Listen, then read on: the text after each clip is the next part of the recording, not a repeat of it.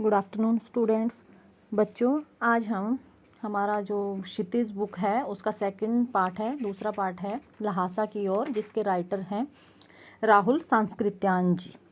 तो ये लेसन जो है हमने रीड कर लिया, इसके क्वेश्चन आंसर भी आप लोगों ने लिख लिए हैं। तो अब इसकी रिवीजन करेंगे और कल इस लेसन का आपका टेस्ट होगा। तो इसमें फर्स्ट क्वेश्चन है कि थोडला के पहले के आखिरी गांव पहुंचने पर भिखमंगे के वेश में होने के बावजूद लेखक को ठहरने के लिए उचित स्थान मिला, जबकि दूसरी यात्रा के समय भद्र वेश भी उन्हें उचित स्थान नहीं दिला सका। ऐसा क्यों? तो थोडला के पहले के आखिरी गांव पहुंचने पर लेखक जो है भिखमंगे के वेश में होने के बाद भी, क्योंकि उन्होंने भिखमंगे का वेश धारण किया था, तब भी उनको ठहरने का स्थान मिल गया था, क्योंकि उस समय उनके साथ जो है कौन लोग थे? बौद्ध भिक्षु सुमति थे। बौद्ध भिक्षु का क्या नाम था? सुमति। और सुमति की उस गांव में काफ़ी जान पहचान थी। और दूसरी यात्रा के समय लेखक भद्र वेश में था, यानी अच्छे पोशाक जो है उन्होंने डाली हुई थी और एजुकेटेड लग रहे थे, पर वह उस गांव के लोगों के लिए अपरिचित था, क्योंकि पहले की जब उनकी यात्रा थी उनको स्थान मिल गया था, लेकिन दूसरी यात्रा में उन्होंने अच्छे कपड़े भी डाले हुए थे, अच्छा रख रखाव अपना किया हुआ था, लेकिन उस गांव के लोगों के लिए वह अपरिचित थे।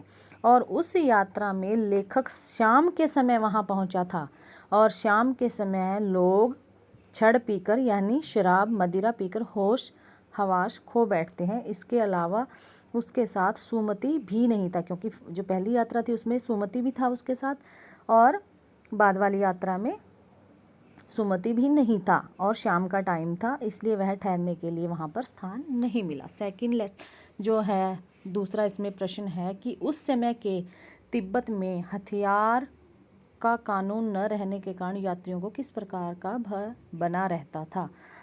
तो इसका आंसर है कि उस समय तिब्बत में हथियार का कानून न होने के कारण यात्रियों को हमेशा अपनी जान और माल का खतरा बना रहता था, और वहाँ के लोग अपनी रक्षा के लिए खुलेआम हथियार लेकर घूमते रहते थे। और वहाँ जो स्थान थे वो निर्जन थे, यानी एकांत थे, वहाँ पर कोई आता जाता नहीं था, जहाँ डाकुओं को किसी का भय नहीं रहता था, और ऐसे स्थानों पर पुलिस का भी प्रबंध नहीं होता था।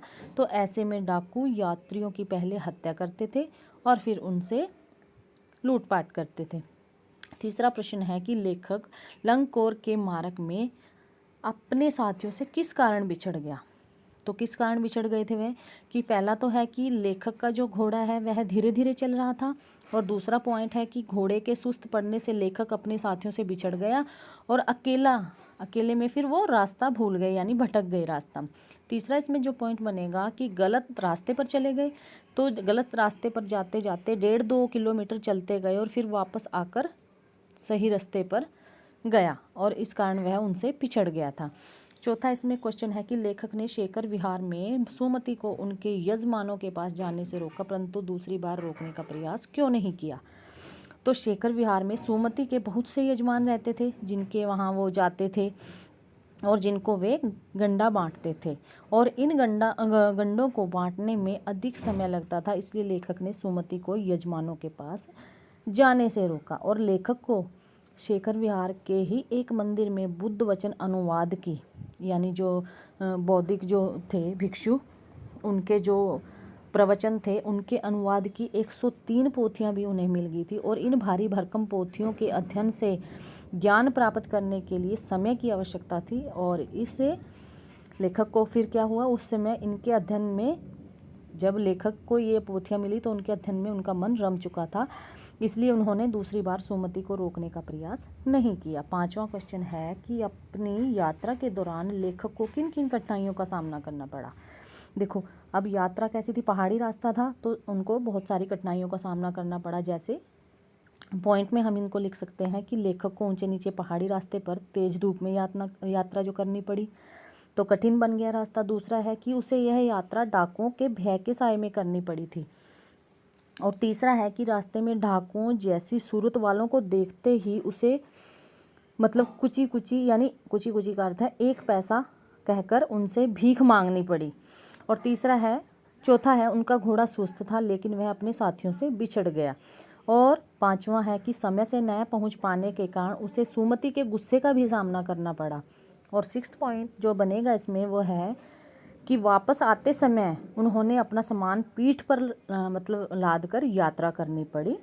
और लास्ट जो बनेगा इसका पॉइंट कि उसे भिखमंगों के, उसे कौन, लेखक को मतलब भिखमंगों का वेश बनाकर यात्रा करनी पड़ी।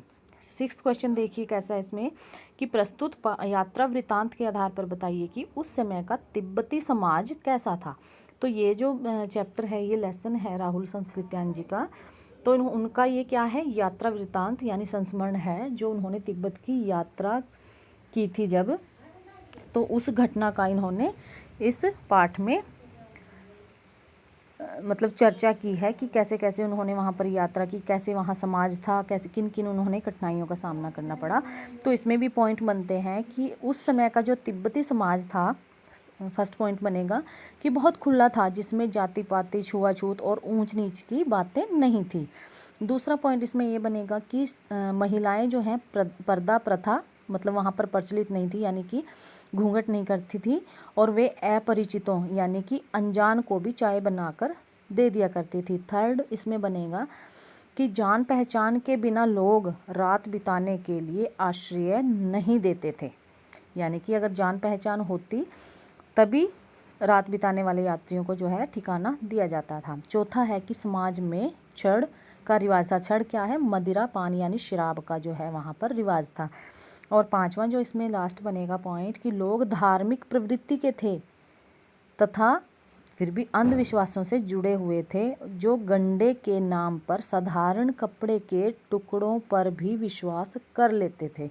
गंडे जो आपने इसमें लेसन में पढ़ा, एक विशेष प्रकार का एक कपड़े का नाम दिया हुआ है।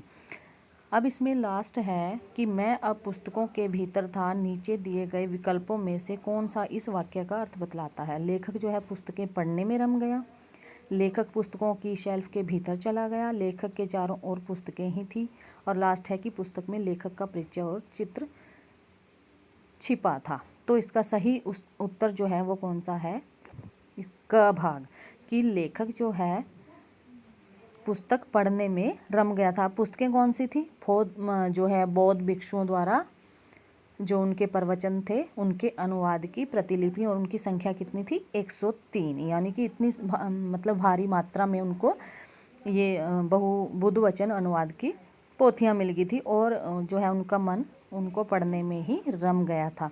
तो बच्चों इस लेसन को पहले ध्यान से पढ़ो, फिर इसके क्वेश्चन आंसर जो है प्रश्न उत्तर के बारे में जानो, ये वीडियो देखो, कल आपका टेस्ट होगा इस पार्ट का। Okay, thank you, good day.